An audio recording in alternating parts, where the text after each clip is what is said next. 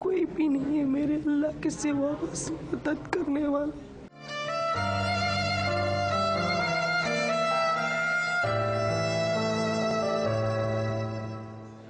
हैदराबाद से ताल्लुक रखने वाली 20 साला यास्मीन गुल बेनजीर भुट्टो अस्पताल रावलपिंडी में जेरे इलाज हैं। इनकी 3 बरस कबल शादी हुई।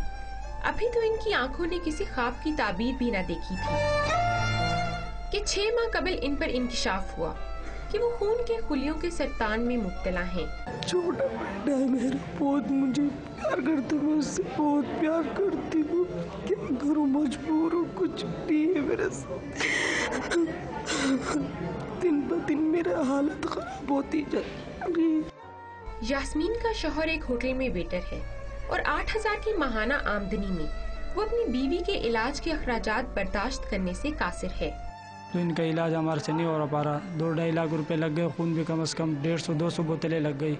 डॉक्टर्स का कहना है कि मरीज की हालत के पेश नजर इनका इलाज अब नागुजीर है, वरना जिंदगी बचाना मुश्किल होगा। यास्मीन के जिस्म के हिस्सों से न सिर्फ खून रिश्ता है बल्कि इनकी आंखें और जबान भी अब तेजी से बुरी तरह मुतासिर हो रही है। डॉक्टरों का कहना है कि यास्मीन को बोन मैरो ट्रांसप्लांटेशन की जल्द से जल्द जरूरत है और इसके इलाज पर भारी रकम दरकार होगी, जिसके लिए वह हुकूमत से इमदाद के मुंतज़िर हैं। कैमरामैन नदीम खान के साथ अनीसा इलियास, डॉन न्यूज़, रावलपिंडी।